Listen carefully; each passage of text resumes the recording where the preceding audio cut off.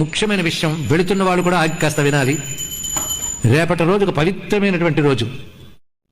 కాంచి యతీంద్రులు, నడిచే దైవం అని చెప్పబడుతున్నటువంటి సాక్షాత్ ఆదిశంకరుల దక్షిణామూర్తి యొక్క స్వరూపమైనటువంటి శ్రీ శ్రీ శ్రీ చంద్రశేఖరేంద్ర మహాసరస్వతి స్వామి వారి యొక్క ఆరాధన రేపు.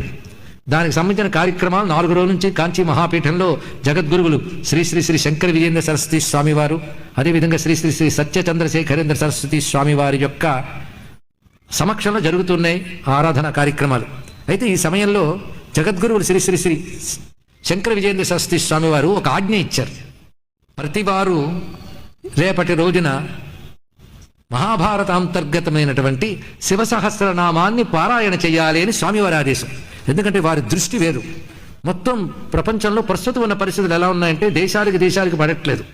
తీవ్రవాద ఉగ్రవాదాలు అన్ని వైపుల నుంచి వస్తున్నాయి. వాటిని ఉపేక్షిస్తున్న వాళ్ళు ఒకవైపు ఉన్నారు.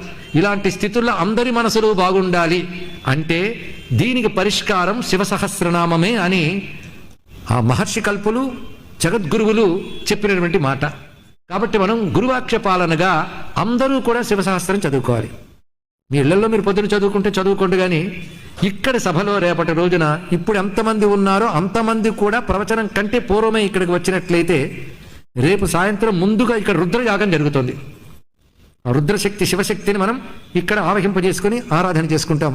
వాటి తర్వాత అందరూ కలిసి శివసహస్రనామ స్తోత్రం, మహాభారత అనుశాసన పర్వంత అంతర్గతమైనటువంటి ఆ స్తోత్రాన్ని చదువుతారు. నామావళి కాకుండా స్తోత్రాన్ని అందరూ చదవచ్చు. చదవగలిగే వాళ్ళందరూ వారి పుస్తకాలు తీసుకువచ్చి ఇక్కడ కూర్చుంటే, కొంతమంది దీక్ష వహించి యజ్ఞం చేసిన వారు ఋత్విజులు వారు ఇక్కడ కూర్చుని చదువుతుంటే వారితో గొంతు కలిపి మీరు అందరూ కూడా చదవచ్చు.